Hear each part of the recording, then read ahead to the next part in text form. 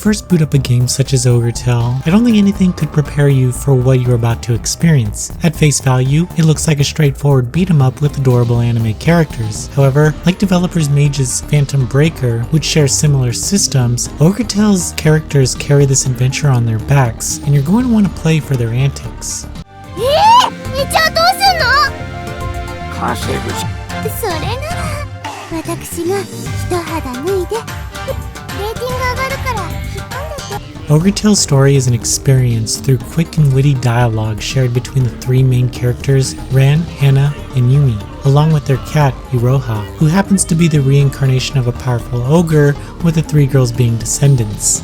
Now, I could sit here and explain the story, but I don't think I'd do it justice. Basically, these three girls are sent out to fight a powerful deity named Momotaro. There's also a bunch of yokai threatening Japan, which needs to be dealt with. Now that the premise is set up, the fun can begin. Personalities of the main characters are brilliant. They constantly riff off of one another with clever remarks and comebacks. Their references are spot on as they break the fourth wall multiple times in dialogue. The story becomes a rather large epic, but it nails delivery during each character interaction. I found myself playing for these moments alone. That's not to say the other systems in the game were lacking, but I was totally invested in this zany and random role of exposition. Ogre allows you to play as one of three characters through various beat-em-up stages. The beat-em-up offerings end up being pretty shallow at first, with some of the missions lasting less than 2 minutes. Further, the simple attack animations, as adorable as it is, get pretty old the more you spam it. Sadly, the systems don't become much more complicated, but you do unlock special moves later on.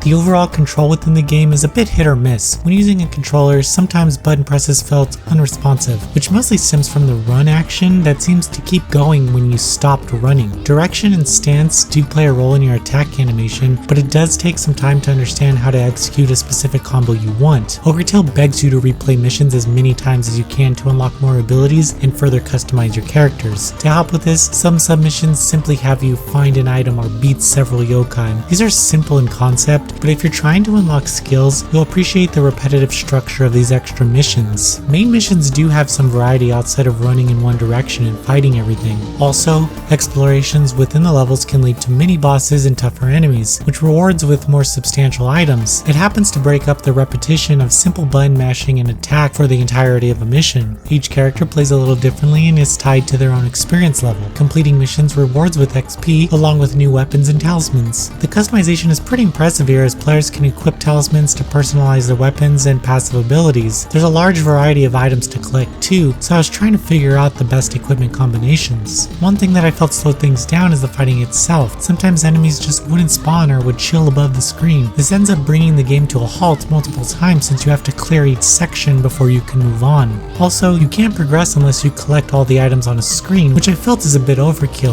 I would have preferred just missing out on the item than having to run to the other side of the map to pick it up. Another issue I encountered is the overall difficulty. You can play through the game on normal mode and one-shot enemies, but the second you reach the first boss, you're put to the test. These boss fights will be unlike anything you've encountered up until then. It's a mean way to force the player to understand blocking and dodging, as it's something that they don't have to do until that fight. The difficulty levels need some serious adjusting since normal is way too easy, and I found myself merely increasing the difficulty on regular stages just for some kind of challenge. Ogre is a beautiful game with some great character designs and environments. The enemies are reused a bit too much, but that could be because I played the levels over and over and just got used to seeing them. Still, they're all fun looking yokai. The animations for the three characters are simply adorable, and they each match their respective personalities. The way the characters move around the room and interact is just an overall fun experience. After you progress further into the game, you unlock online modes, which sadly I wasn't able to find a server to play on for this review.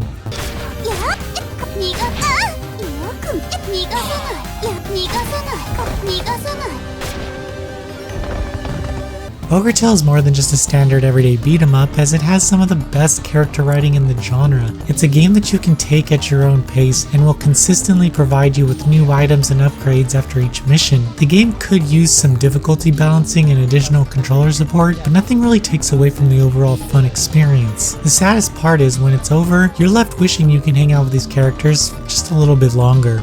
Noisy Pixel is giving Ogre an 8 out of 10. Thank you for watching. Please read the full review on noisypixel.net. Noisy Pixel is run by a group of gamers who work hard to deliver news, reviews, previews, and more. Please subscribe to keep up with all our future content.